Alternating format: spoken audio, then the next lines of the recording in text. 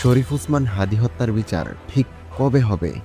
একজন মানুষ মারা গেলে রাষ্ট্র শোক প্রকাশ করে, কিন্তু যখন বিচার থেমে থাকে তখন সুখ নয়, জন্ম নেই প্রশ্ন।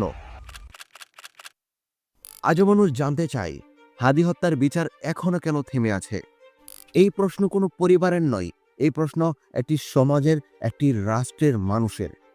হাদি কোনো ক্ষমতাবান ব্যক্তি ছিল না, সে ছিল একজন সাধারণ তরুণ, যে অন্যায়ের সামনে চুপ থাকেনি। সে কথা বলেছিল, প্রশ্ন করেছিল, আর সেই প্রশ্নই তাকে আলাদা করেছিল সবার থেকে। এ কারণেই সে হয়েছিল অনেকের কাছে হিরো, আবার অনেকের গলার কাটা। কারণ সে ভয় নয়, বেছে নিয়েছিল সত্যকে। তাহলে প্রশ্ন আসে, তদন্ত এখন কোথায় দাঁড়িয়ে? আইনি প্রক্রিয়া কি সম্পূর্ণ, নাকি জটিলতার ভেতর হারিয়ে যাচ্ছে ন্যায়, তার সাথে হাদি হত্যার বিচার? জনগণের সামনে এই সব প্রশ্নের স্পষ্ট কোনো উত্তর আজও নেই। আর যখন উত্তর অস্পষ্ট থাকে, তখন আস্থাও দুর্বল হয়ে পড়ে।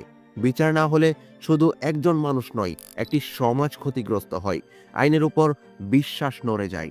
আর ঠিক তখনই একজন হাদি একটি প্রতীকে পরিণত হয়।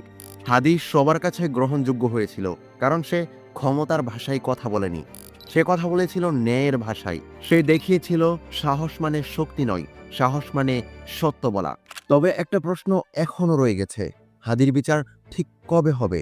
আর আমরা ন্যায়ের পক্ষে থাকবো তো?